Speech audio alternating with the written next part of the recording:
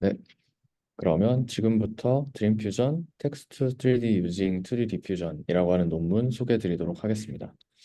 이거는 22년에 발표됐고 아이클리어 23년에 상위 5%에 된 논문이고요. 이 논문 같은 경우에는 기존의 널프로 3D 모델링을 하던 것을 디퓨전 프라이어랑 잘 연결을 시켜서 디퓨전과 널프를 하나의 그 STS 로스라고 하는 그 로스로 잘 연결시켜서 이제 3D 모델링을 디퓨전 프라이어로 할 수 있게 만든 그 아키텍처를 처음으로 제안한 논문입니다. 요거 같은 경우에 간단하게 소개를 드리면 텍스트 투 3D 제너레이션 태스크이고요.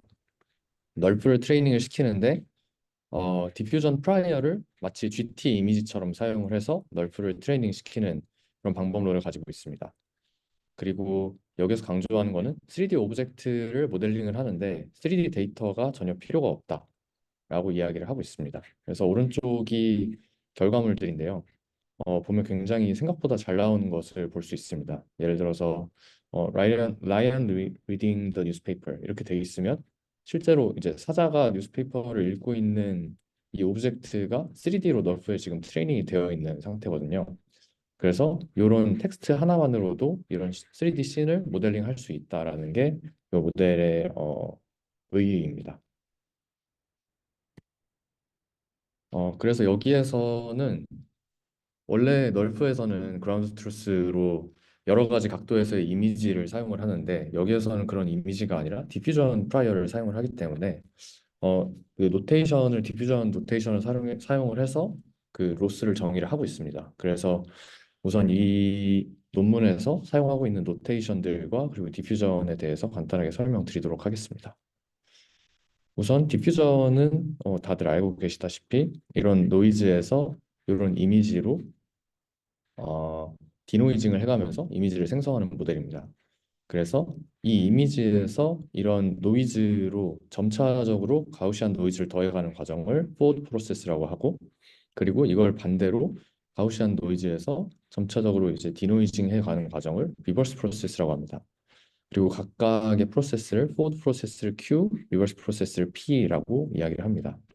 그리고 여기서 데이터는 X라고 했고요. 이 X는 이런 이미지, 리얼 이미지라고 생각하시면 됩니다.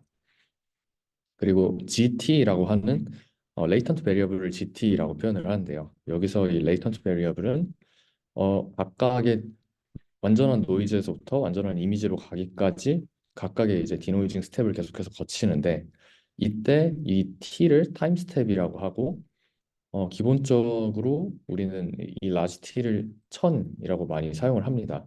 그래서 요 T 같은 경우에는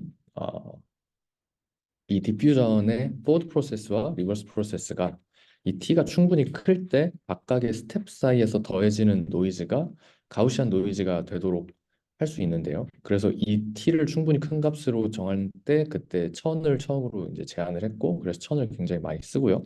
그래서 이 T는 각각의 한 번 디노이징이 일어날 때마다 이 타임 스텝이 하나씩 줄어들어서 0이 됐을 때는 완전한 이미지에 간다라고 보고 이 T라는 것을 정의했고 이 레이턴트 베리어블 그리고 GT는 여기 가우시안 노이즈에서 완전한 이미지로 가기까지 중간에 있는 이런 디노이즈가 진행되고 있는 이미지들을 레이턴트라고 이야기를 하고 그리고 이 레이턴트를 노테이션을 할 때 GT라고 표현을 했습니다. 그리고 이 여기에서 포워드 프로세스를 통해서 이 GT로 이미지를 노이징을 시킬 때 사실은 T번의 가우시안 노이즈를 더해야 됩니다. 근데 그렇게 하다 보면은 굉장히 이터레이티브하기 때문에 속도도 느리고 그래서 하지만 이게 다 가우시안 그 노이즈이기 때문에 그리고 가우시안 프로세스이기 때문에 한 번에 T로 갈 수 있도록 하는 어, 마지널 디스트리뷰션을 정의를 할 수가 있습니다. 그래서 이 X 데이터가 주어지고 그리고 이 GT라는 레이턴트 베리어블을 얻고 싶을 때 이때 마지널 디스트리뷰션을 이렇게 표현할 수 있습니다. 그래서 X가 주어졌을 때 포워드 프로세스를 통과를 시켜서 GT가 되는 분포가 무엇이냐라고 하면 이것처럼 이제 정규 분포인데 알파 T X의 평균을 갖고 시그마 T 스퀘어 I의 분산을 갖는 정규 분포다라고 라고 표현을 할 수가 있습니다. 이때 알파 t하고 시그마 t가 나오는데요. 이 시그마 t 같은 경우에는 어, 여기에 있는 이 GT의 분산이라고 생각을 하면 되는데요. 이때는 시그마가 0에 가까워지고 시그마 t가 제로일 때는 0에 가까워지고 이 라지 t일 때는 1에 가까워집니다. 그래서 이때는 거의 0, 이때는 거의 1이 되는데요. 그래서 이때는 랜덤리스가 스토캐스티시티가 거의 줄어들고 이때는 스토캐스티시티가 굉장히 많은 상태이고 이 알파 t 같은 경우에는 1 마이너스 시그마 t 제곱으로 정의를 해서 어, 여기에서 각각 타임 스텝별로 디노이징을 해줄 때 여기에 있는 이 개수들을 조정해 가면서 더 큰 노이즈일 때는 뭐 디노이징을 더 많이 해주고 적은 노이즈일 때는 뭐 디노이징을 조금씩 해주는 이런 그 스케줄을 사용을 하는데요. 이걸 스케줄링이라고 하고 이런 스케줄들을 정의하는 게 이 알파 t와 시그마 t다라고 생각하시면 될 것 같습니다. 그래서 우리는 이 X로부터 이런 스케줄링을 통해서 ZT의 레이턴트를 바로 구할 수 있습니다. 보드 프로세스를 통해서. 그 다음에 트랜지션이라고 하는 걸 정의할 수 있는데요. 이 트랜지션은 요 P-파이 리버스 프로세스죠. 리버스 프로세스에서는 디노이징을 해나가는데 이 ZT가 주어져 있을 때 ZT-1으로 디노이징을 하는 것을 트랜지션이라고 할 수 있습니다. 그래서 여기서 여기로 넘어가는 게 한 스텝 디노이징 되는 것이고 한 스텝 트랜지션 되는 것이다라고 할 수 있는데 이 트랜지션은 이 forward 프로세스로 정의를 할 수가 있습니다. 이 forward 프로세스에서 ZT와 X 요 ZT와 X가 주어져 있을 때 이렇게 한 스텝 디노이징 하는지 T-1의 분포를 이제 구할 수 있는데요. 요거는 어떻게 유도가 되냐면 이거는 이제 DDIM 논문에서 가지고 온 내용인데요. X0 즉 이미지가 있을 때 이미지를 점진적으로 노이즈를 더해서 포워드 프로세스를 T 시점까지 끝까지 해나가는 요 분포는 사실 X0를 T까지 끝까지 한 번에 보내는 거에다가 하나씩 디노이징 해나가는 그 요 두 개를 컨디션으로 받아서 디노이징 해나가는 그 분포들의 곱으로 이렇게 표현을 할 수가 있습니다. 그래서 여기에서 이제 요게 나왔고 그래서 요것을 트랜지션이라고 정의해서 리버스 프로세스라고 할 수 있다라고 할 수 있는 겁니다. 근데 이때는 가정이 되어야 되는 게 X0가 있어야 되기 때문에 이때 X0는 이제 리얼 이미지잖아요. 그래서 이 리얼 이미지를 이 X 햇 파이 GT에 이제 T가 컨디션 되어 있는 요것으로 한다라고 돼 있는데 요 X 햇 파이는 이상적인 디퓨전 모델이 예측한 이미지입니다. 그러니까 사실 리얼 이미지나 거의 다를 바 없는 그라운드 트루스나 다를 바 없는 굉장히 이상적인 어떤 이미지가 주어졌을 때 이 리버스 프로세스를 이렇게 정의할 수 있다라고 해놓는 거고요. 그러면 이때 이 이상적인 이미지는 무엇이냐 하면 이 GT가 주어졌을 때 X의 분포의 평균 그러니까 즉 리얼 GT가 있을 때 리얼 이미지가 되는 거를 이제 이걸로 근사를 할 수가 있는데 이거를 근사를 시킬 때 이런 공식으로 근사를 시킬 수가 있습니다. 그러면은 우리가 여기에서 이 입실론 파이라고 하는 게 나오는데요. 이게 이 GT에서 어떤 노이즈를 빼서 디노이징을 시킬 것인가 하는 이 그라운드 트루스 노이즈입니다. 여기 지금 이 GT에 껴있는 노이즈를 빼는 건데요. 그러면 이 노이즈를 예측하는 거가 우리는 필요하다. 그래서 이 노이즈를 예측하는 게 디퓨전의 유넷입니다. 그래서 디퓨전의 유넷은 이 노이즈를 예측을 해서 이 노이즈만큼을 이 레이턴트에서 빼서 실제 그 이미지의 그 예측값을 만들고 요 실제 이미지의 예측값이 있으면은 우리는 리버스 프로세스를 통해서 디노이징을 할 수 있다라는 게 이 요거가 이제 DDIM에서 말하고 있는 그리고 이 디퓨전 프로세스에서 가장 많이 쓰이는 그런 개념이다라고 생각하시면 될 것 같습니다. 그래서 이때 이런 유넷을 트레이닝 시키기 위해서 사용하는 로스가 이제 이 로스인데요.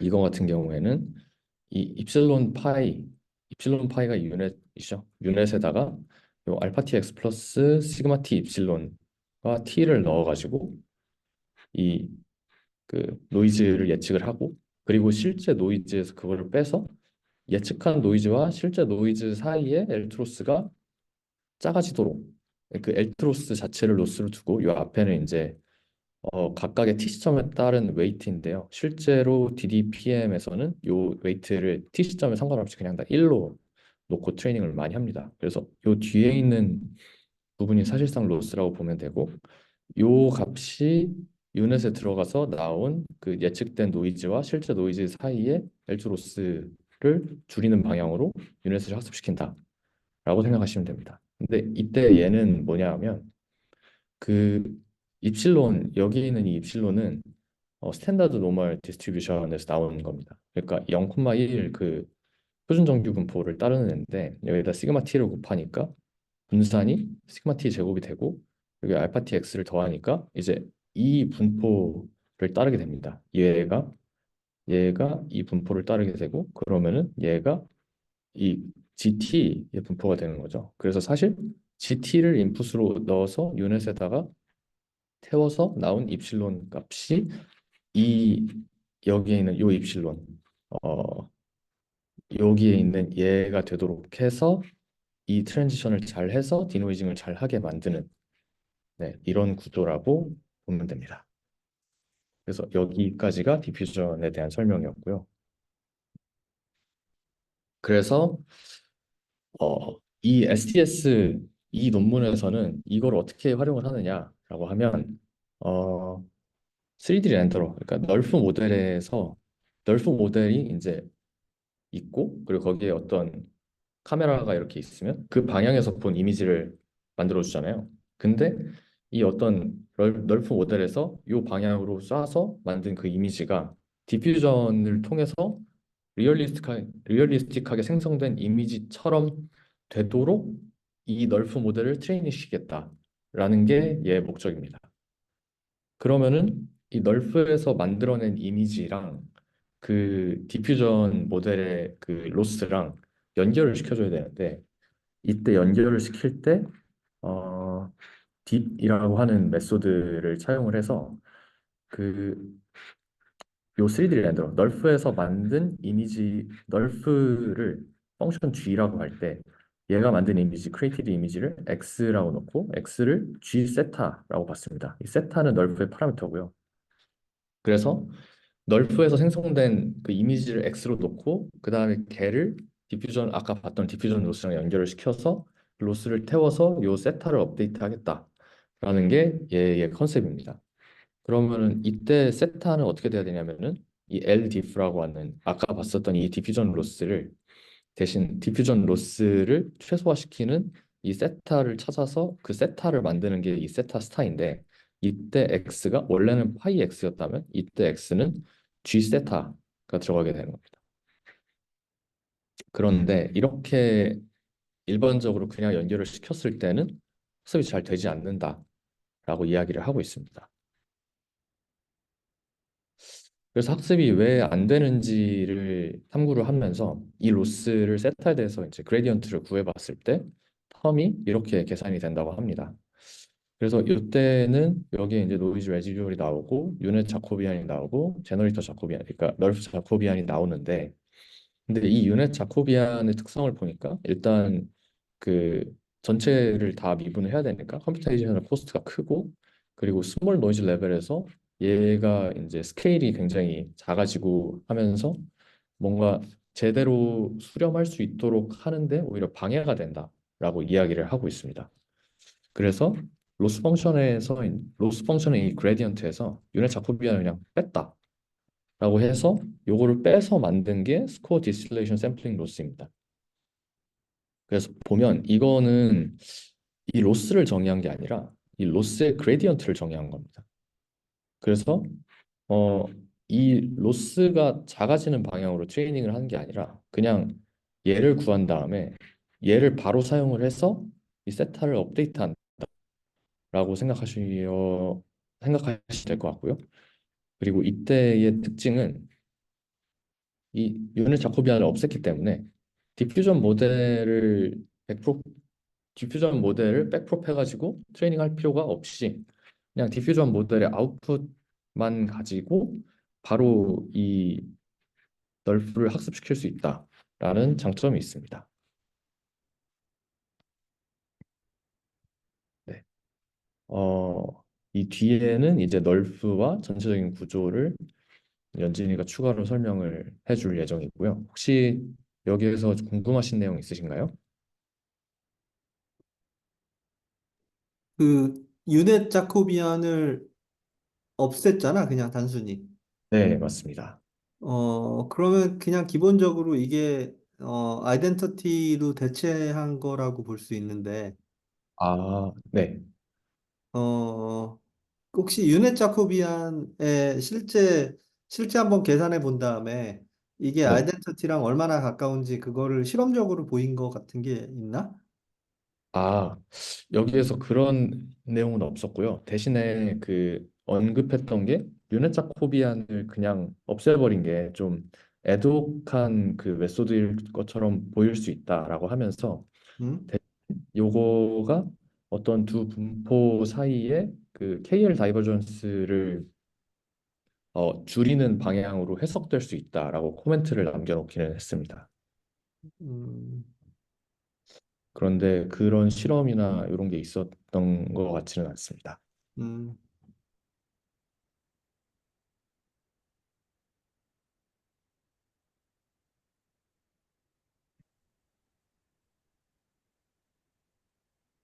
네, 그러면은 식 자체가 여기가 자코비안이라고 돼 있는데 네, 파셜이 밑에 파셜이 빠진 거지. DZI라는 ZT라는 게 빠져서 잘못 쓴 거지. 예, 그런 것 같습니다. 그치? 그 대리 빠진 것 같은데, 그지? 네, 그리고 입실론 파이가 노이즈 에스티메이션인데 예, 차원이 ZT랑 똑같으니까 이게 아이덴티티로 그냥 바꿔 놓은 거라고 볼 수 있는데 차원이 똑같아서 음, 그냥 어쨌든 아이덴티티로 바꿔 놓은 건데 어쨌든 예. 네, 일단 넘어가세요. 예. 네, 네, 알겠습니다.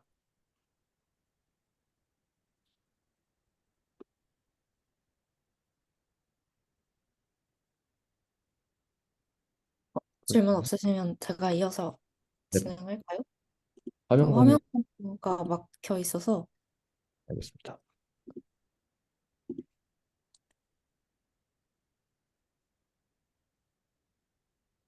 네, 됐습니다. 네.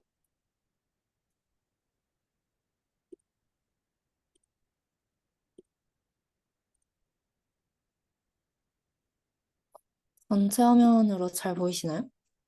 네, 잘 보입니다. 네. 네, 그래서 일단 원식 오빠가 앞부분 설명을 되게 잘 해주셨는데 이게 이 드림 퓨전이 하고자 하는 게 텍스트 프롬프트를 가지고 너프 모델을 학습하려고 하는데 아까 부선시 오빠가 얘기했던 것처럼 GT 이미지 대신에 디퓨전 모델을 GT 이미지처럼 사용을 하자라는 것이고, 그래서 크게 중요한 파트가 너프와 디퓨전 모델 파트와 그리고 그 둘을 어떻게 연결시킬까 하는 세 가지로 나눠서 생각할 수가 있는 것 같습니다. 지금 원시 오빠가 디퓨전 파트하고 그 연결고리를 살짝 이제 수식적으로 설명을 해주셨고, 어, 또 다른 프렐리미너리로 너프를 알고 넘어가야 하는데 아마 많은 분들이 아실 것 같지만 이제 신학기가 시작되기도 했고 새로운 분들도 들어오셨으니까 다시 한번 짧게 짚고 넘어가자면 줄여서 너프라고 부르는 모델이 풀 네임으로는 뉴럴 레디언스 필드인데요. 20년 ECCV에 발표된 논문인데 그 이후로 이 너프의 후속 연구들이 그러니까 너프가 너무 성공적인 노블뷰 신세시스 태스크를 잘 해서 이 이후로 이렇게 임플리시트하게 3D 모델을 학습하는 연구가 굉장히 많이 진행이 되고 있습니다. 그래서 그 이후로는 이제 너프 자체를 개선시킨 민너프 360, 레프너프 이런 논문들이 많이 나왔었고 이 드림 퓨전에서도 민너프 360을 이 아키텍처를 가져다 쓰고 있습니다. 그 이후로는 나중에 또 기회가 있겠지만 너프의 아키텍처를 완전히 버리고 계속 3D 모델 연구를 하면서 가우시안 스플래팅이 이제 작년 중반에 나왔고 그 이후로 또 다른 많은 너프나 가우시안 스플래팅 연구들이 진행이 되고 있습니다.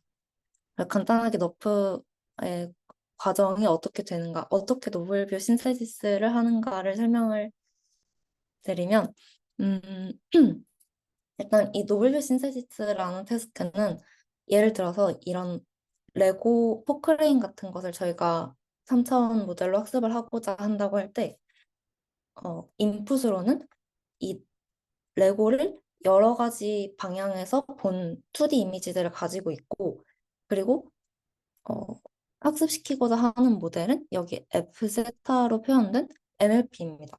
그래서 이 F세타는 3차원 모델을 임플리시트하게 학습을 하는데 이 임플리시트하게 학습을 한다는 게 이제 저희가 이런 2D 이미지를 레고를 이미지를 만든다고 하면 이 렌더링을 한다고 하는데 이 렌더링을 할 때 이렇게 빨간색 레이를 가져다가 한 픽셀 렌더링을 하게 됩니다. 그래서 빨간 레이를 3차원 상에서 쏘고 이 레이 상에서 까만색 3차원 포인트들을 샘플링을 했을 때 이 각각의 샘플들이 어떤 컬러와 덴시티를 갖고 있는가를 F세타가 학습을 하게 됩니다. 그럼 이제 학습된 F세타를 가지고 저희는 노블표 신세시스를 하고 싶은데 그때는 마찬가지로 어떤 방향에서 이 레고를 볼 것인가 카메라에 대한 정보가 주어지면은 그 한 픽셀에 해당하는 레이들을 생성을 하고 그리고 그 레이 상에서 이렇게 점들을 샘플링해서 거기에 있는 컬러와 덴시티를 F세타에서 인퍼런스를 하고 이제 볼륨 렌더링이라는 과정을 거치는데 간단하게 이 3차원 점들을 하나의 픽셀로 인터그레이트하는 과정을 볼륨 렌더링이라고 합니다. 그래서 그렇게 각각의 픽셀을 다 볼륨 렌더링 과정을 거치면 이제 새로운 뷰에서 만든 2D 이미지를 얻게 되고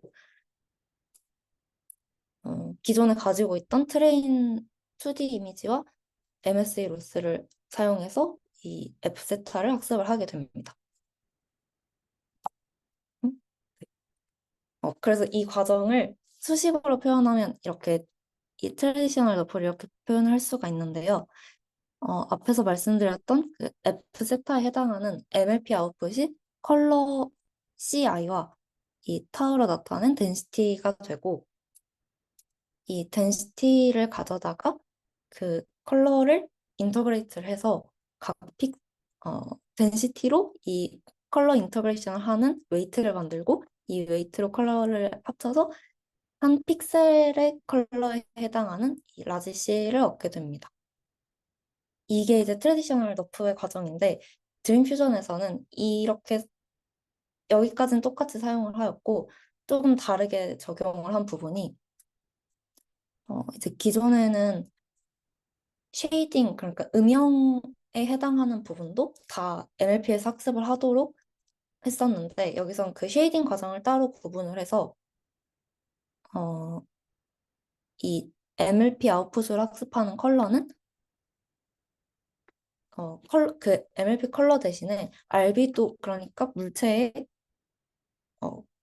물체의 근본적인 색깔을 알비도라고 하는데요. 이 알비도를 MLP에서 학습을 하게 됩니다. 그래서 이 MLP를 가지고 추가적으로 이 L로 나타낸 광원을 사용해서 쉐이딩하는 과정을 거치게 됩니다. 여기 식이 좀 복잡한데 간단히 설명하면은 각각의 이 3D 포인트에서 컬러를 뽑는다고 말씀을 드렸는데요. 그 3D 포인트들에서 이 MLP 아웃풋인 덴시티로부터 노멀 벡터를 구하고 그 노멀 벡터에 어, 점광원들이 쬐어졌을 때 어떤 색깔이 될 것인가 이제 조금씩 그림자가 생기면서 색깔이 바뀔 수 있기 때문에 그 광원 효과까지 적용한 컬러 C를 구하는 과정입니다. 그게 쉐이딩 과정이고 네, 드림 퓨전에서는 이 트래디셔널 너프에다가 쉐이딩을 따로 구분을 해서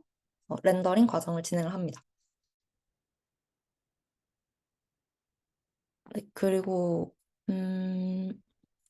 이 아래 나타낸 거는 이제 이 쉐이딩을 하는 과정이 쉐이딩하고는 약간 무관한 얘기긴 한데 이 컬러와 그 지오메트리 그러니까 물체를 딱 봤을 때 보이는 외양과 그 물체의 모양에 해당하는 부분을 따로 잘 학습을 하기 위해서 이 랜덤하게 컬러를 흰색으로 바꿔서 학습을 진행을 한다고 합니다. 그러니까 여기서 하고 싶은 거는 이제 우리가 어떤 다람쥐 3차원 모델을 학습을 한다고 할 때 납작한 평면에 다람쥐가 그려져 있는 걸 학습을 하고 싶은 게 아니라 실제 다람쥐의 모양과 그 각각 모양에 해당하는 다람쥐의 뭐 얼굴이나 눈이나 그런 색깔이 각각 3차원 점들에 잘 매칭이 되어 있는 걸 학습하고 싶기 때문에 이렇게 흰색 다람쥐 모양만 있는 다람쥐 색깔은 없고 모양만 있는 흰색으로 랜덤하게 바꿔가면서 학습했다라는 내용입니다. 네. 그래서 이제 여기서 방금 말씀드린 부분이 이 분홍색 너프에 해당하는 부분이고 이제 이 오른쪽에 있는 부분이 앞에서 원시 오빠가 설명해준 디퓨전 모델에 대한 부분입니다. 그래서 이 연결고리가 아까 앞서서 수식으로 보셨던 이 SDS 로스 그레디언트에 해당하는 내용입니다. 전체적인 파이프라인은 이렇게 되는데 학습된 너프로부터 알비도와 덴시티를 가지고 이제 점 광원을 쬐어줘서 이렇게 쉐이딩 과정을 거치고 쉐이딩까지 된 이 2D 이미지, 이 공작의 이미지를 얻게 됩니다. 그래서 이 공작의 이미지를 가져다가 이제 노이즈 샘플링을 하고 그 노이즈를 추가를 해줘서 이제 유닛 아웃풋으로부터 그 인퍼런스 된 노이즈를 갖게 되고 그리고 거기에서 이제 실제로 더해준 노이즈를 빼서 이런 텀을 만들고 이제 그 텀이 이 MLP를 업데이트하는 로스 그레디언트에 사용이 됩니다. 그래서 이제 이렇게 만들어진 그레디언트로 이 MLP의 세타를 업데이트하는 백프로파게이트를 하게 되는 어, 것까지가 전체 파이프라인이라고 보시면 되겠습니다. 단계 단계 나누어서 다시 따라가 보면은 이제 네 가지 단계로 나눠서 볼 수가 있는데요. 첫 번째로는 이 너프에서 렌더링을 하기 위해서는 어떤 뷰에서 렌더링을 할 것인가 하는 그 카메라 정보가 필요한데요. 첫 번째로는 이 랜덤 카메라를 샘플링을 하게 됩니다. 그래서 원래 기존의 너프에서는 트레인 뷰가 있으면 그 뷰에 해당하는 그라운드 트루스 이미지가 있었기 때문에 그 트레인 뷰의 카메라 정보를 사용을 했는데 여기서는 트레인 이미지라는 게 아예 없기 때문에 랜덤한 카메라를 샘플링하고 그리고 이 쉐이딩을 위해서 랜덤한 점광원의 방향까지 샘플링합니다. 그래서 이런 식으로 이런 범위 안에서 카메라를 방향을 샘플링하게 되고 이렇게 카메라 라이트를 샘플링하고 나면은 이제 그 정보를 가져다가 갖고 있는 이 MLP, 너프 MLP에서 렌더링을 하게 됩니다. 이제 이 렌더링 과정에는 앞서 말씀드렸던 쉐이딩까지 포함이 되고요. 이 렌더링까지 하고 나면 이제 이렇게 공작의 이미지를 얻게 되고 이 공작의 이미지를 가지고 디퓨전 프로세스를 진행합니다. 그래서 노이즈 샘플링을 하고 이제 이런 과정이 되고 그리고 이제 디퓨전 모델에 텍스트 프롬프트가 들어가게 되는데 여기에서 추가로 디테일을 넣어준 게 이 1번 과정에서 있었던 랜덤 카메라 샘플링이 있었는데요. 이 카메라의 위치에 따라서 텍스트 프롬프트를 추가를 해준다고 합니다. 그래서 카메라가 높은 어, 고도에 있으면 그 오버헤드 뷰라는 텍스트 프롬프트 앞에 추가를 해주고 그리고 이 아지무스가 음, 경도에 해당하는 개념인데요. 이 각도에 따라서 또 프론트 뷰, 사이드 뷰, 백 뷰 이렇게 네 가지 중에 하나 프롬프트를 추가를 해준다고 합니다. 그리고 디퓨전 모델로는 이매진을 사용했다고 하고 네. 이제 3번 과정에서 여기까지 진행을 하고 나면은 마지막으로는 이 로스식을 가져다가 업데이트를 하게 됩니다. 이 너프 MLP를 업데이트를 하게 되고 이 옵티마이제이션에는 TPU V4 머신을 사용해서 전체적인 프로세스가 됐다고. 이제 이 머신을 사용했다라는 거는 너프와 저 디퓨전 프로세스 모두에 저걸 사용한 것이고, 이 너프를 15,000 이터레이션 학습을 하는데 1시간 반 정도 소요가 된다고 합니다. 네. 그래서 여기까지가 이제 전체적인 프로세스이고, 어, 여기까지 혹시 질문 있으실까요? 실험 내용이 많지는 않긴 한데, 초반에 어, 어떻게 아, 이미지를 생성하는지가 궁금하거든. 일단 전 페이지 한번 가볼래? 네. 여기에서 네. 일단 MLP 세타에 대한 그러니까 너프의 모델이 아직 학습이 안 된 아, 상태잖아. 그 씬에 대해. 네네. 네, 그런데 맞습니다. 일단 그래서 그 랜덤한 카메라랑 랜덤한 라이트 포지션을 딱 아, 만든 다음에 그 다음에 네, 세타를 이니셜라이제이션이 제대로 안 돼 있다라고 하면은 그 렌더링된 이미지가 가운데 있는 렌더링된 이미지가 되게 네, 이상한 이미지가 나올 거 아니야, 여기가. 네, 맞습니다. 그런 다음에 그 다음에 그 잘 학습된 이미진을 가지고 그 다음에 여기에 이제 이미진을 가지고 피콕이라고 하면은 그러면 대충 피콕이라는 비슷한 어 그러니까 렌더링되는 이미지가 어차피 타겟으로 들어가는 거잖아. 렌더링된 이미지가 X로 네. 들어가는 거 아닌가? 아, 그냥 가이드로 맞아요. 그냥 주는 건가? 가이드만?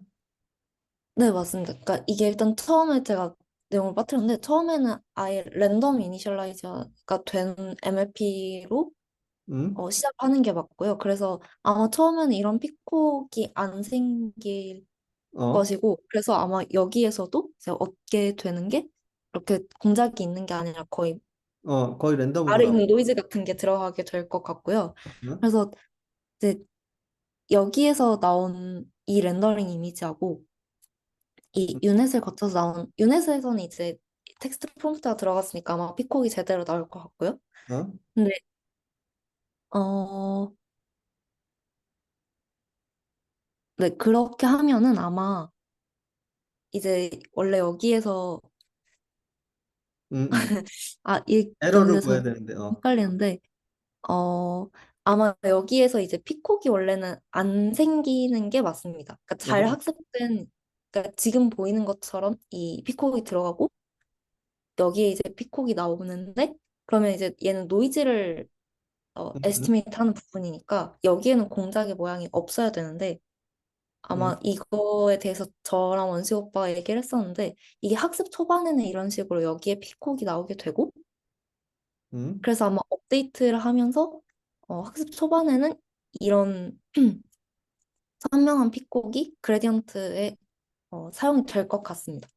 그러다가 이제 응. 학습이 잘 되어서 이런 픽곡이 나오면은 이제 반대로 여기에는 이 노이즈에 가까운 게 나와야 그렇지. 한다고 생각이 됩니다. 그래서 이게 지금 저희가 생각을 하기로는 이 프로세스가 요 이미지대로 진행이 되는 거는 아닌 것 같고, 학습 과정에 따라서 응, 조금씩 달라지고. 오케이, 오케이. 이해했어. 네. 네. 그 수렴이 굉장히 느리지 않나, 그러면?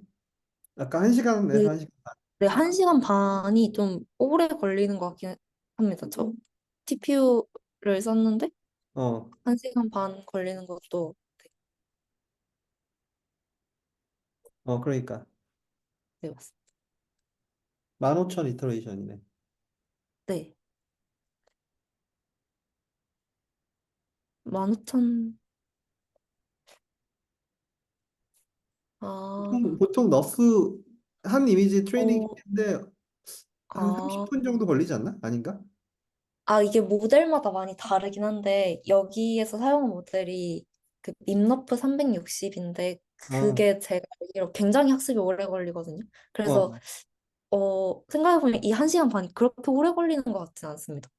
밈노프 360에서는 네, 밈너프 360이, 이게 제가 TPU가 어느 정도 속도가 나온지를 잘 몰라가지고 가늠이 어렵긴 한데, 그냥 저희가 랩에서 쓰는 거, GPU 2장 정도 쓰면은 막 일주일 정도 걸리고 큰 씬 같은 경우는 그렇게 아, 걸리기도 해서 이게 오케이. 특별히 느린 편 아닌 것 같습니다.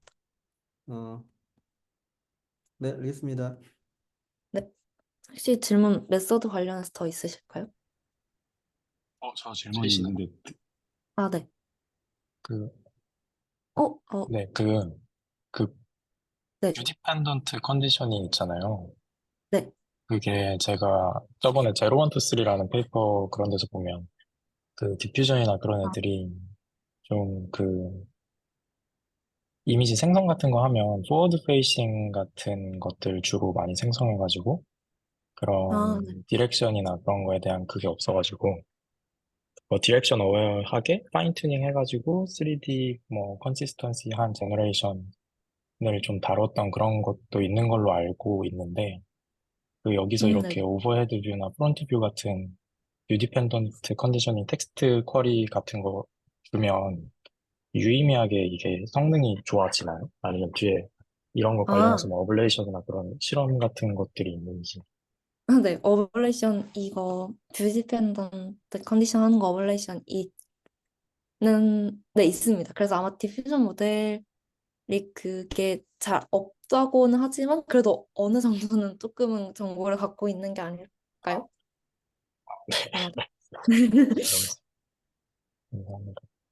네. 아, 그리고 그 디퓨전 그럼 어떤 거 쓴 거예요? 여기서는?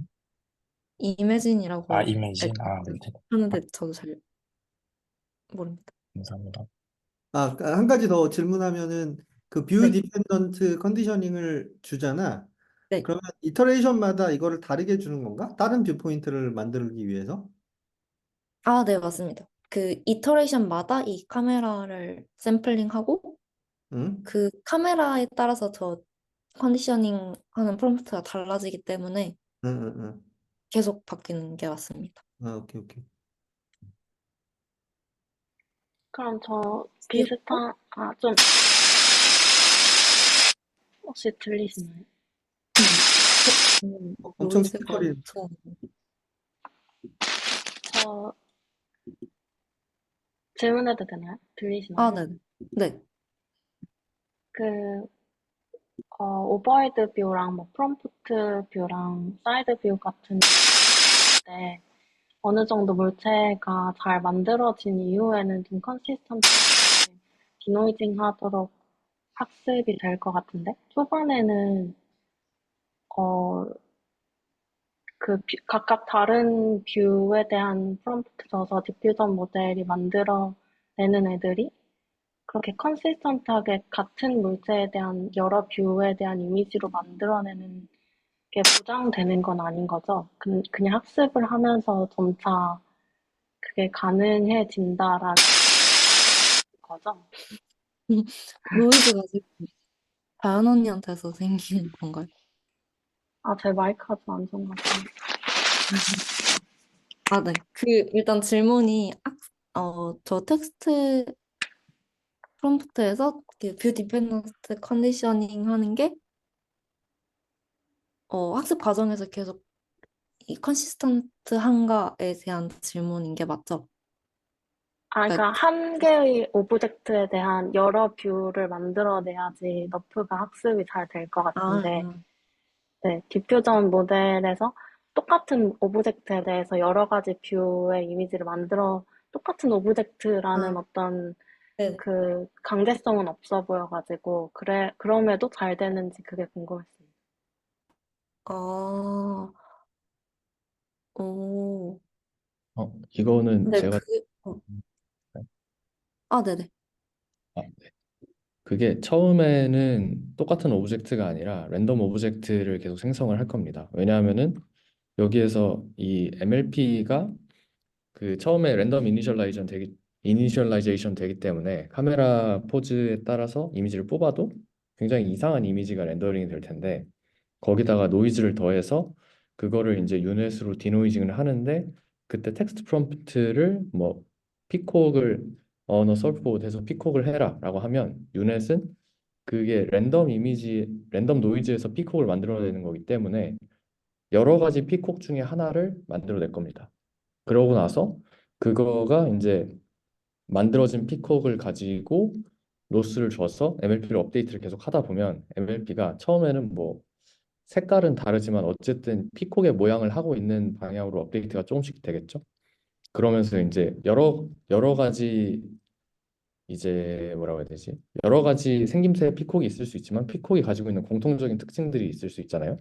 그러면 아마 그런 것들이 가장 먼저 형성이 되지 않을까 싶은데 그렇게 해서 어느 정도 이제 형태가 갖춰진 피콕이 나오기 시작하면 이 렌더링을 해서 이미지를 뽑았을 때 어떤 쉐이프나 아니면은 뭐 색깔이나 이런 것들이 어느 정도는 있는 피콕에 가까운 이미지가 나오기 시작할 겁니다. 그러면은 그때에 랜덤 노이즈를 더해서 유닛에 넣으면 그게 완전히 가우시안 노이즈를 보내서 넣는 게 아니라 어느 정도만 노이징이 돼 있는 상태에서 유닛에 들어가기 때문에 유닛이 그것을 피콕으로 디노이징을 시키는 과정에서도 그 너프 모델이 아웃풋으로 뱉어냈던 그 쉐이프나 컬러 같은 거는 유지한 채로 뭐 레졸루션을 좀 올린다든지 이상한 부분을 조금 수정한다든지 하는 방향으로 디노이징을 계속 해나갈 겁니다.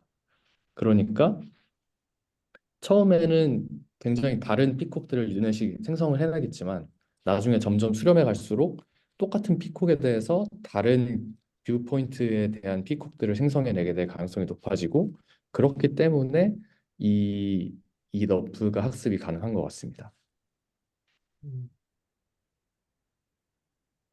음, 네, 처음에 피코 만들어낼 때도 그게 뷰 관점이 아니라 왼쪽 보고 있는 피코크랑 뭐 오른쪽 보고 있는 피코크 이렇게 만들어냈을 때 굉장히 디테일을 너프 관점에서는 잘 모델링 하기가 너무 어려울 것 같긴 한데 그럼에도 잘 되는 게 신기한 것 같네요.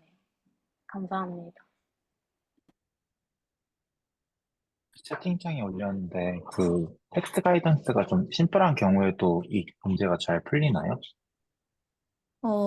네, 그 실험에서 아마 결과가 조금 있긴 할 텐데, 어, 잘, 일단 실험 파트로 그냥 넘어가서 보시면 될 것 같습니다, 이건. 잘 됩니다. 감사합니다. 이거 학습하려면 3D 모델이랑 이미지랑 페어가 있어야 되는 거죠. 이미지 페어가 없고, 그 제로샷으로 할 수 있는 게 얘의 가장 큰 기여라고 보시면 됩니다. 음. 네. 네, 그, 감사합니다. 근데 지금 말씀하신 게 혹시 누구신가요? 저 장주영입니다. 네네, 감사합니다. 네.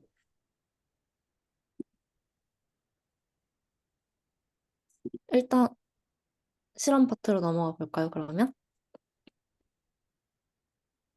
네. 이게 방금 채팅창으로 질문해 주셨던 거 짧게 프롬프트가 들어갔을 때도 잘 되는가에 대한 답변이 될 것 같은데요. 이 다람쥐라고만 프롬프트를 줬을 때도 약간 스무딩하긴 합니다. 스무드한 이미지가 나오긴 한다. 어쨌건 다람쥐가 잘 학습이 되고 그리고 여기다가 이 DSLR 포토 오브 이런 거를 주는 게 약간 여기서 컴포지셔널 제너레이션이 가능하다라고 설명을 하고 있습니다. 그래서 이렇게 스타일을 추가를 할 수 있고 뭔가 이 다람쥐의 그러니까 스타일을 추가를 할 수도 있고 또는 이런 디테일을 추가할 수도 있고 이런 부분이 가능하다라는 걸 되게 장점으로 내세우고 있고 아까 그 피콕 예시에서는 그냥 하나의 어떤 프롬프트를 뽑다 보니까 그렇게 DSLR 포토까지 들어간 게 있었던 것 같습니다. 음. 그래서 이렇게 드림 퓨전의 결과만 보면 방금과 같은 퀄리티티브 리절트가 있고요. 그리고 이제 또 다른 텍스트 투 3D 모델과도 비교를 했는데 다른 텍스트 투 3D 모델은 이제, 드림필즈하고 크게 이 드림필즈하고 클립 메쉬 두 가지가 있습니다. 드림필즈 같은 경우에는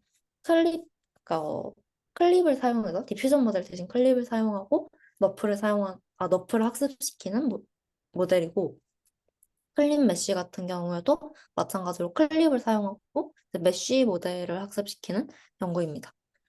MLP 대신에. 네. 그래서 여기에서는 퀀티터티브 리절트로는 클립 R 프리시전이라는 매트릭을 사용을 했고 드림필드에서 만든 매트릭인 것 같습니다. 클립에 이제 프롬프트를 줬을 때 얼마나 잘 캡션을 그 이미지를 줬을 때 이제 그 캡션을 얼마나 잘 리트리브 하는가를 정량화한 지표라고 보시면 될 것 같습니다. 153개 프롬프트를 사용해서 이 측정을 한다고 하고요. 이게 아마 드림필드에서 한 거랑 똑같은 방법으로 진행을 한 것 같습니다. 음. 그리고 여기서 또 하나 하는 것이 아까 앞에서 그 다람쥐를 납작한 평면에 다람쥐 그림이 있는 것과 실제로 3D 다람쥐 모양을 학습을 하는 것과 그 이제 후자가 저희가 원하는 방향이고 그 납작한 다람쥐를 학습하는 걸 막기 위해서 앞에서는 그 컬러를 한 번씩 화이트로 바꿔서 랜덤하게 학습을 진행했다라고 말씀을 드렸는데요. 여기서도 마찬가지로 이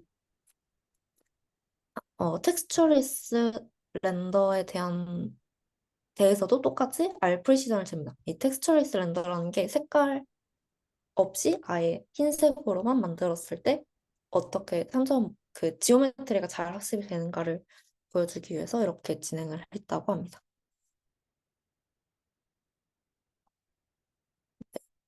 그래서 이제 이 드림필드하고 클립 메쉬하고 비교한 결과인데요. 그래서 오른쪽에 있는 표부터 보시면 이 각각 다른 모델 사이즈의 클립에 대해서 진행을 한 것 같고 이 세 가지가 있는데요. 이 굵은 글씨로 표시된 게 대부분 드림퓨전에서 잘 나오긴 하는데 예외인 결과들이 이제 이 괄호로 나타낸 부분은 먼저 이 드림필즈가 요, 요 특정 클립 모델을 가지고 학습을 했기 때문에 그 드림필드와 클립 메쉬 같은 경우는 클립의 정보를 가지고 삼성 모델 학습하기 때문에 여기서 이제 트레이닝 학습된 모델과 이밸루에이션 학습된 모델이 같아가지고 오버핏돼서 이런 결과가 나왔다라고 설명을 하고 있고요. 그리고 이 리임플레멘테이션은 이 드림필즈에서 사용한 너프와 다르게 이제 이 드림퓨전에서 사용한 너프 방법대로 똑같이 아키텍처를 적용을 해서 이제 드림퓨전 저자들이 새로 구현했을 때 나온 결과가 이렇다고 합니다. 네, 그래서 전반적으로는 이것과 비슷하거나 지오메트리만 학습하는 경우에는 완전 압도적으로 더 잘 나오는 것을 확인할 수 있습니다. 퀄리터티브로도 보시면 이게 이제 수치적으로는 리임플레멘테이션 한 게 굉장히 잘 나왔었는데 어, 퀄리터티브로는 좀 떨어지는 것 같고 전체적으로 드림퓨전에서 비주얼 퀄리티가 괜찮은 결과들이 나오는 것을 볼 수 있습니다.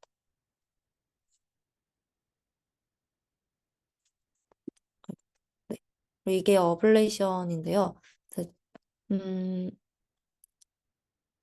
이 네 가지 피처에 대해서 어블레이션을 진행을 했는데 베이스 같은 경우에는 네 가지 다 하지 않은 것 같고 그리고 이 네 가지는 첫 번째는 그 카메라 정보를 샘플링을 할 때 그 카메라를 얼마나 다양한 범위에서 뽑는가입니다. 그래서 이제 뷰 어그멘테이션이 카메라를 넓은 범위에서 샘플링한 거고 이제 이게 없는 경우에는 카메라를 좁은 범위에서 샘플링하게 됩니다.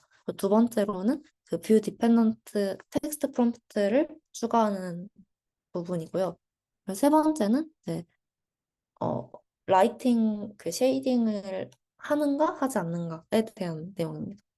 그리고 네 번째로는 그 아까 랜덤으로 텍스처리스하게 그 흰색으로 학습을 하는 디테일이 있었는데 그 부분이 이 텍스처리스에 대한 어블레이션입니다. 그래서 가운데 있는 이 쉐이디드가 이 드림퓨전의 전체 어, 렌더링 그대로 가져온 거고요. 알비도는 이제 그림자를 아예 없앤, 그러니까 이 각각 세 가지가 여기서 하나의 로우에 하나씩 대응을 하는 건데요. 이 가운데 있는 게 드림퓨전의 파이프라인이고, 이제 쉐이딩을 하기 전의 결과가 이 위에 있는 알비도 결과이고, 컬러 없이 지오메트리만 렌더링 한 게 이 마지막 결과입니다.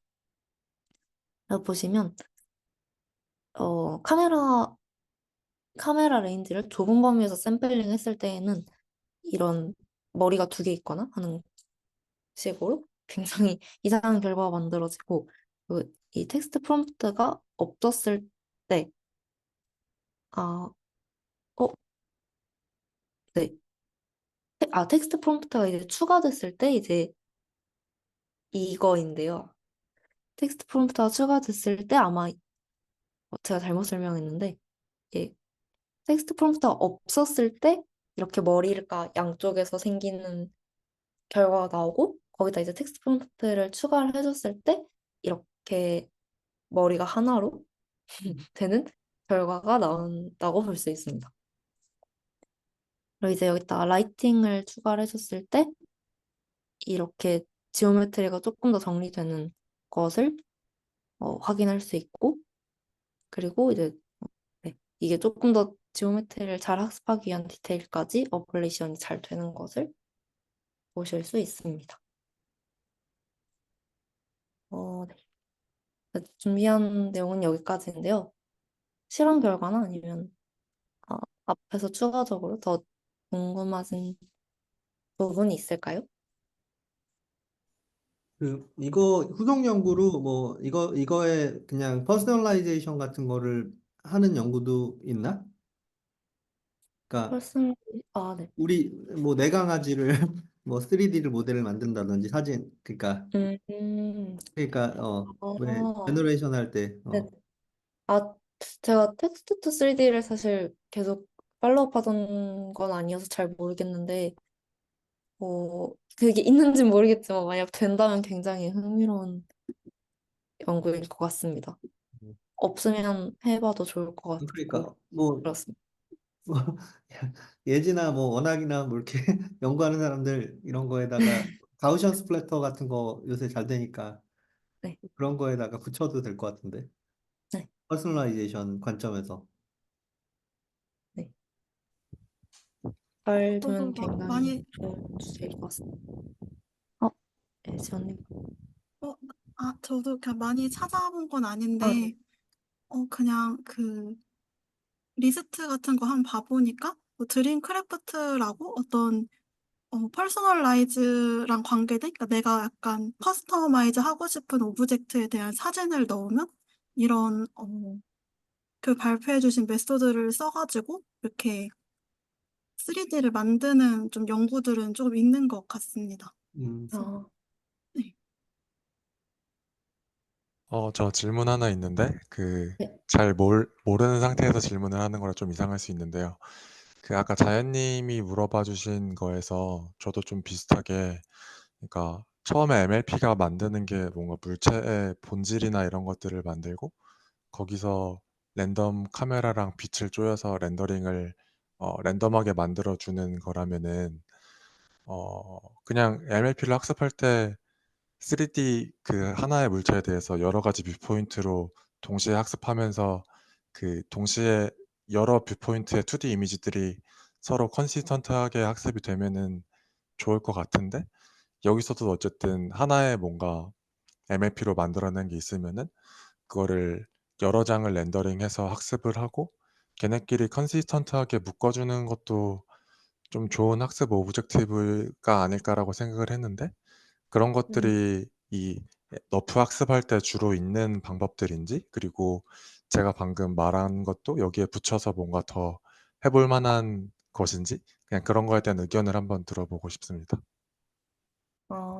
네, 제가 질문을 제대로 이해한 게 맞다면, 이게 MLP를 고정을 해놓고, 이제 거기에서 하나만 렌더링을 하는 게 아니라, 여러 가지 뷰포인터로 렌더를 해서, 한꺼번에, 그러니까 현재의 MLP 상태에서 한꺼번에 여러 뷰포인트 렌더를 해서, 그 걔네끼리 컨시스턴시를 이루게 하면 되지 않는가라는 말씀이신 거죠? 네, 맞는 것 같아요. 그러니까 그 그림에서 컬러 C가 나온 게 뭔가 3D 객체에 대한 정보가 있다라고 봤을 때 그 네네. 카메라 P를 여러 가지로 랜덤하게 줄 수 있는 것 같고, 그러니까 하나의 그 컬러 C에 대해서 하나의 렌더링만 굳이 뽑아낼 필요는 없잖아요.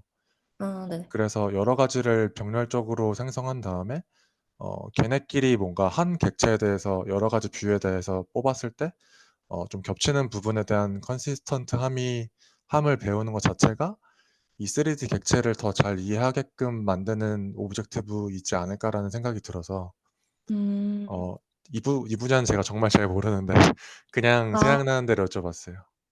근데 아마 네, 말씀하신 거가 사실은 저는 이 과정에서 포함이 되는 게 아닌가라는 생각이 듭니다. 그러니까 종목님 말씀하신 대로 이 3D 모델에서 여러 개의 뷰포인트 렌더링을 해서 한 번에 이걸 업데이트를 해주려면 이 디퓨전 모델을 통과하는 과정에서 한꺼번에 여러 이미지를 처리를 해야 하거나, 근데 아마 그거는 어려운 것 같고요. 전 디퓨전 모델을 잘 모르긴 하지만 아마 그게 어려웠을 것 같고, 그래서 이제 그거를 한 장씩 해서 이 로스를 여러 개를 만들고, 그거를 그 로스의 방향을 뭔가 에버리지에서 가는 업데이트하는 걸 생각을 해볼 수가 있겠는데요. 근데 아마 지금 어, 그 말씀해 주신 것처럼 여러 뷰포인트를 해서 이 로스를 여러 개를 만들어서 뭔가 에버리지 아닐 수도 있고 이제 좀 더 디테일한 그런 방법을 해서 업데이트를 하는 것과 이걸 이제 그냥 계속 업데이트를 하고 렌더링하고 업데이트하고 렌더링하고 하는 게 결국은 어떤 같은 수렴점을 찾아가는 게 아닐까라는 생각이 들었습니다. 근데 뭔가 아까 앞에서 말씀드렸던 아예 디퓨전이 그거를 컨시스턴시하게 같이 여러 장의 이미지를 처리할 수 있다라고 하면은 더 효율적인 학습이 될 수도 있을 것 같고요. 아니면 뭔가 그런 연구가 이미 또 있을 수도 있을 것 같고요. 그렇습니다. 네. 그러면 그 말씀은 그니까 한 번에 하는 것과 그거를 그냥 스토캐스틱하게 여러 아이터레이션에 나눠서 그레이던트 업데이트하는 게 크게 다르지 않다라는 말씀이신 것 같은데, 네. 그러면은 원래 너프를 학습할 때 한 그 3D 객체에 대해서 여러 가지 뷰포인트를 동시에 보고 이 뷰포인트끼리가 서로 컨시스턴트함을 뭔가 강제하는 로스나 이런 것들은 원래 없는 거예요? 아, 포인트끼리 컨시스턴트한 거를 강제하는 로스. 그런 게 예, 사실 그런 게 로스텀으로 들어간 게 지난번에 승현이가 논문 쓴 것도 약간 그런 스타일이고 그래서 레귤러라이제이션 하는 거지 그냥. 그러니까 다른 각도에서 봐도 뭐 예를 들어 컬러는 컨시스턴트 해야 된다든지 뭐 이런 거가 들어가는 거지. 아, 기존의 오리지널 너프 같은 데에서는 그런 로스는 따로 없고, 그냥 픽셀 간의 RGB 밸류 그냥 L2로스로 줘가지고만 학습시키는데, 보통 뭐 트레이닝 뷰가 적은 세팅이라던가 그런 데에서는 이제 좀 레귤러라이제이션 로스 텀으로 그런 거 종종 주기도 합니다. 그러니까 여기서 종목이가 얘기한 거는 그냥 여기 MLP 세타가 있고 그 다음에 유넷 유넷에선 파라미터가 없는데 유넷 파이가 있잖아.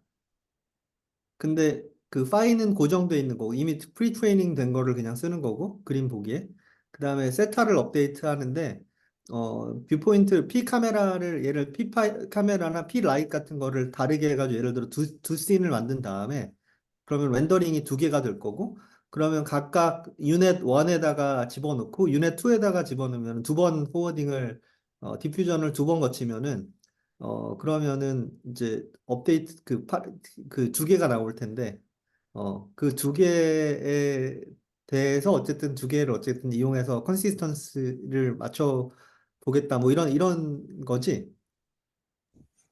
네, 맞습니다. 제가 너프를 진짜 잘 몰라서 그냥 3D를 잘 모델링 하려면은 여러 가지 각도에서 봤었던 정보들이 서로 뭔가 충돌되지 않고 잘 이렇게 잘 모델링 할 수 있어야 왠지 3D 모델링을 잘 할 수 있을 거라고 생각이 돼서 아까 자연님이 그런 비슷한 질문을 하신 것 같길래 네, 저도 조금 더 클리어하게 하고 싶어서 질문 드렸습니다. 네. 그러니까 유넷을 포워딩을 2번 해야 된다는 뭐 아무튼 그런 오버헤드는 있는데 그러려면은 파라미터 그 연진이가 얘기한 거는 파라미터를 그러려면 2번 업데이트 되니까 그거보다 효율적이지 않을 거다 뭐 이런 얘기로 들리는데. 아, 네. 저는 이제 뭔가 그냥 이 업데이트를 여러 뷰에 대해서 여러 각각 업데이트를 하는 것과 이제 그 과정이 그냥 이렇게 렌더링을 하고 업데이트를 하고 하는 것과 결국 마찬가지인 것 같다라고 생각을 해서 네. 말씀을 드렸습니다. 아마 아까 원식 오빠가 답변해준 내용이 여기서도 마찬가지로 적용이 될 것 같은데요. 그러니까 여러 뷰포인트에서 컨시스턴시 한 게 그렇게 학습되는 게 중요하긴 하고, 여기서 이제 그걸 따로 강제하는 부분은 없긴 하지만, 어쨌건 학습 이터레이션을 계속 거치다 보면은, 컨시스턴트한 부분만 남게 되고, 그렇지 않은 부분들은 이제 음, 떨어져 나가는 그런 식으로 학습이 되고 있는 것 같습니다, 지금. 음, 저 유넷 자코비안 하나 질문 있는데요. 네. 지금 TPU v4가 32기가인 것 같은데, 이거를 유넷 자코비안을 그냥 없애고 아이덴티티로 생각을 해서 메모리 아웃 날게 그래서 메모리를 엄청 줄일 수 있었던 건가요? 그리고 이런 식으로 업데이트를 하는 방법이 좀 커먼하거나 다른 데서도 많이 쓰이는 트릭인지 아니면 여기서 처음 도입이 된 건지도 궁금합니다. 우선은 저 유넷 자코비아는 일반적으로 디퓨전 트레이닝 할 때 사용하는 거인 것 같은데요. 32기가면은 디퓨전 모델을 트레이닝 할 수는 있는데 근데 배치 사이즈가 굉장히 작습니다. 그래서 스테이블 디퓨전 일반적인 모형이 1 빌리언 정도 되는데요. 그거를 배치 사이즈를 뭐 2 이상으로만 줘도 굉장히 뭐 경우에 따라서 터지는 경우도 있고 그랬던 것 같습니다. 왜냐하면은 이거가 그 클래시파이어 프리 가이던스를 학습을 하려면 기본적으로 그 트레이닝이 2배로 늘어나야 돼가지고 배치 사이즈를 늘리기가 좀 힘든데요. 아마 그런 메모리 이슈도 있었을 것 같고, 근데 우선은 제가 지금까지 봤었던 논문들 중에서는 디퓨전 로스의 그레디언트를 구한 다음에 그 그레디언트 단에서 자코비안을 날리는 거는 없었습니다. 그래서 이거는 좀 이 논문에서 특별하게 한 방식인 것 같습니다. 음. 감사합니다.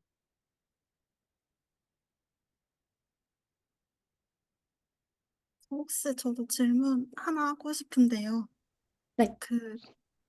제가 놓쳤을 수도 있는데, 디퓨전 모델이 일단은 그러니까 노이즈가 바뀔수록 샘플링 할 때마다 아웃풋 이미지도 계속 바뀌는 모델인데, 그러면 이 메소드도 3D를 하나를 이제 모델링을 할 때, 그러니까 MLP를 학습을 뭐 예를 들어서 5개의 모델로 학습을 5번을 시켜봤다라고 했을 때, 그럼 5개에 대한 아웃풋이 모두 다르게 나오는지, 아니면 혹시 그런 실험이 있는지 조금 궁금합니다.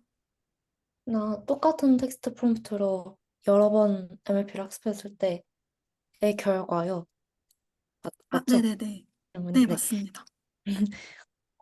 그게 일단 메인 페이퍼에서는 저는 못 보긴 했는데, 어, 일단 제 생각부터 말씀을 드리면, 네네. 예, 그 홈페이지가 따로 있어가지고 거기선 확인할 수도 있을 것 같기도 하고요. 전 잘 모르겠습니다. 제대로 음. 안 봤는데.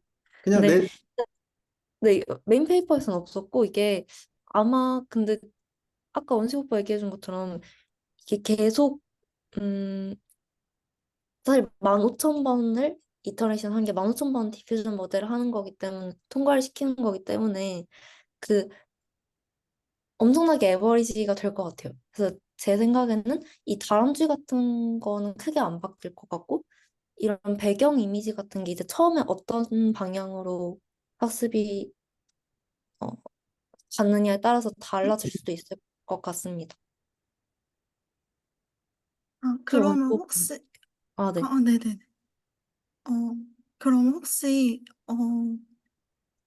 저도 잘 몰라가지고 되게 이상한 질문일 수 있는데, 그, 로스 학습을 시킬 때 결국에는 이제 매 스텝마다 그 유넷의 어떤 다람쥐나 그 주변 배경에 대한 이제 정보가 들어가서 디노이징을 시키고 걔로 다시 MLP를 학습하는 느낌인데 그러면 매 스텝마다 약간 그런 랜덤성 때문에 좀 크게 바뀌어서 학습이 잘 안 되는 경우도 혹시 있을지 궁금합니다. 약간 제가 말을 잘 못한 것 같은데 예를 들어서 피콕이 아니라 네. 강아지였다면 뭔가 강아지를 디노이징을 그러니까 음, 강아지가 이제 뭐 그 약간 시추도 있고 뭐 도베르만도 있고 맞아요. 그런데 예, 다양하니까, 예, 네.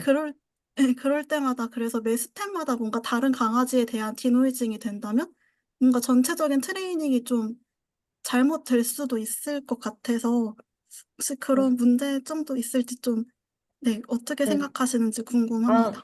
그게 되게 좋은 지적인 것 같고요. 듣다 보니 다람쥐 같은 경우에는 다 다람쥐는 대부분 이렇게 생겼으니까 갈색이고 이거를 보여준 것 같고 강아지는 훨씬 배려인식이 많이 크니까 더 가이던스 자체의 그 베리언스가 엄청 커질 수 있을 것 같고요. 근데 그때 나오는 결과가 아마 학습이 아예 안 되기보다는 굉장히 스무스한 강아지가 만들어질 것 같습니다. 그래서 이 드림 퓨전 이후에 나온 논문들에서 이 SDS 로스를 지적할 때 하는 얘기가 너무 스무스한 결과가 나온다. 라고 하면서 최근에는 이제 그걸 조금 더 개선하고자 하는 연구들이 있는 것 같습니다. 음. 네, 감사합니다. 그러니까 그냥 에버리지가 되는 효과가 많을 것 같아. 그냥 평균적인 것들이 계속 나오니까. 그래서 실제 이미지 자체가 3D 이미지 자체가 약간 되게 그냥 로우 프리퀀시 성분만 되게 강조된 그런 되게 부드러운 네네. 이미지만 나오는 것 같아. 네, 아까 말씀해주신 커스터마이제이션 쪽도 아마 그래서 조금 더 에버리지보다는 조금 더 이렇게 그 아이덴티티에 가까운 이미지가 잘 음. 나온다고 생각을 했었는데 그것도 좀 같은 맥락으로 또 어, 볼 수 어, 있을 것 같습니다. 네. 네, 감사합니다.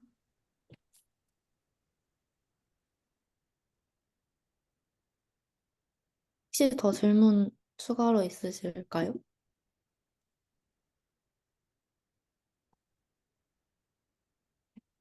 없으면 오늘 세미나는 여기서 저 종료하기 전에